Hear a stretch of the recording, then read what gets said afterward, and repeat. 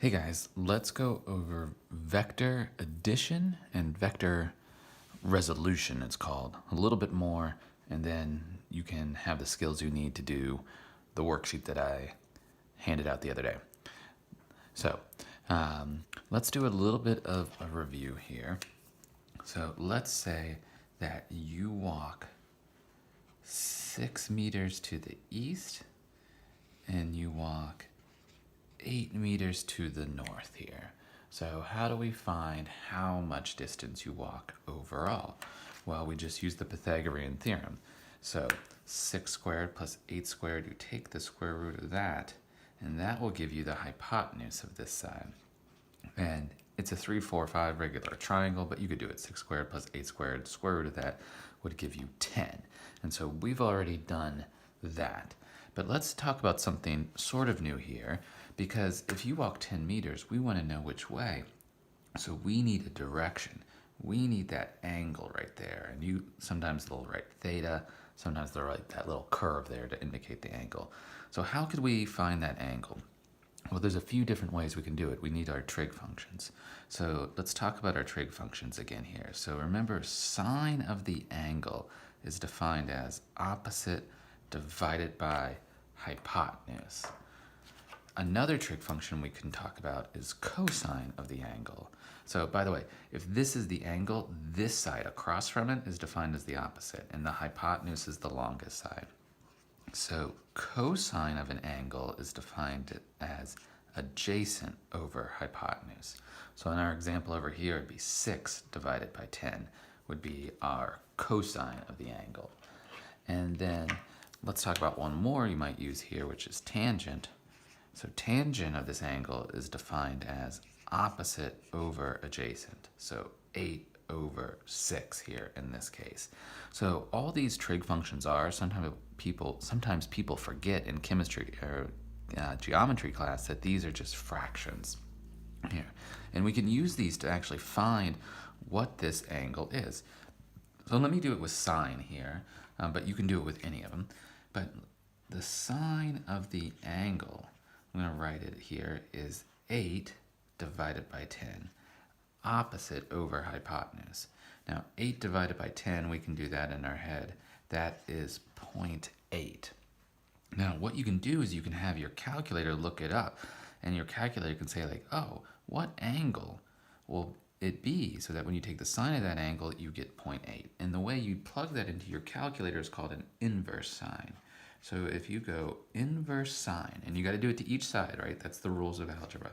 So inverse sine of the right side, and we also have to take an inverse sine of this is the left side and the right side there. An inverse sine will kill off a sine there, and you'll just be left with the angle. And then in your calculator, this is what you would have to actually plug in. Inverse sine of 0.8. And if you do that, you get roughly 53 degrees. By the way, make sure you are in degree mode of your calculator, not radian mode for this class. So 53 degrees is that angle right there. You could have done it with cosine as well. And so to find the angle, you could have said inverse cosine and then adjacent over hypotenuse, so of 6 divided by 10. If you had plugged that into your calculator, you also would have gotten 53 degrees.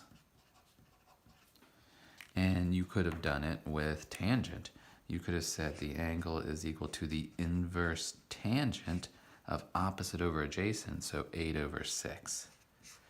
And that also would have told you 53 degrees. So any of those techniques would have worked there.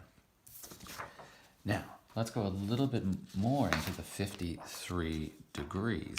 So let me draw this again here real fast.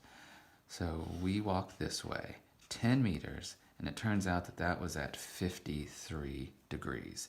So, and that's our distance right there. Another way to report this, if this was on a map, might be 53 degrees north of east, because we're 53 degrees north of the east line, right? We're turning towards the north from the east line there. So you might think it's silly to put that extra bit on there, but the reason that that might be important is, let's give another example here. What if we had walked 6 meters north and then had walked 8 meters to the east? In that case, we would still get the same hypotenuse. This would still be 10. And if we did our trig functions with, let's say, this angle right here, we'd still get 53 degrees. But this is actually not pointing the same way if we put them on top of each other here.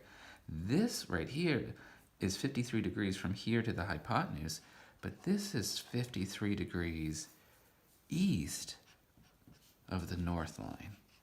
So these two lines do not point in the same direction, right? This one's 53 degrees from the x-axis, and this one's 53 degrees from the y-axis.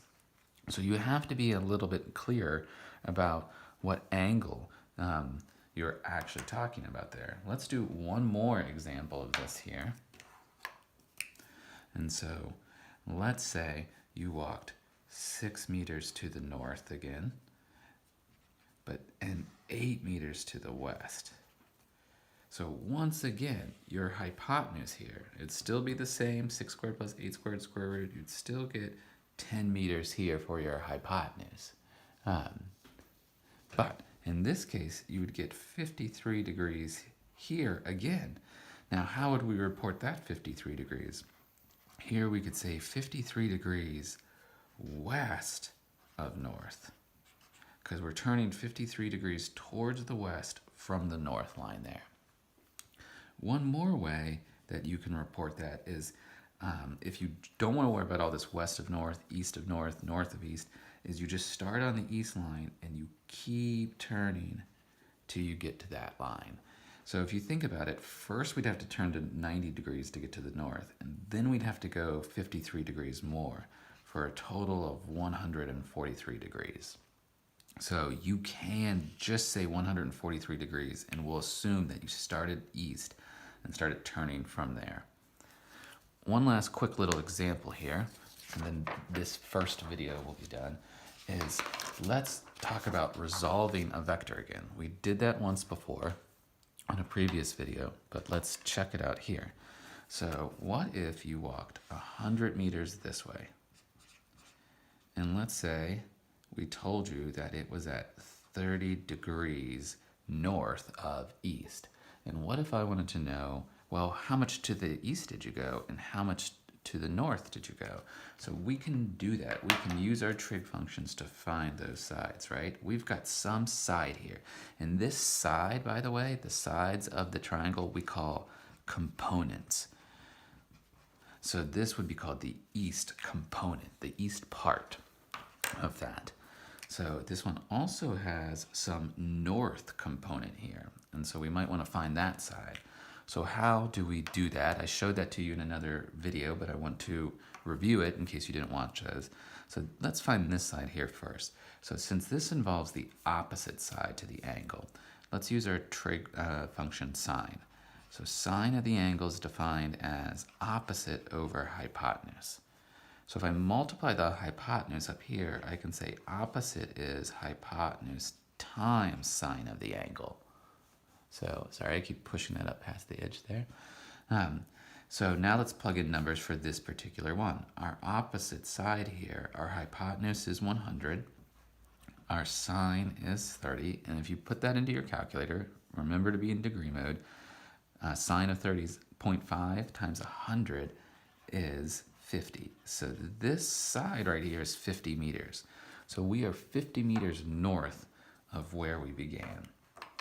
Let's find this side right here. This side is the adjacent side to the angle. So the trig function that involves adjacent side is cosine.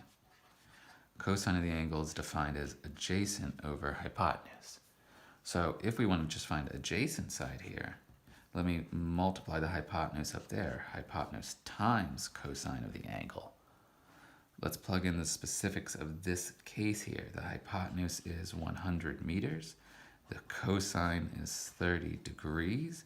And if I plug that in there, I get about 86.6 meters roughly.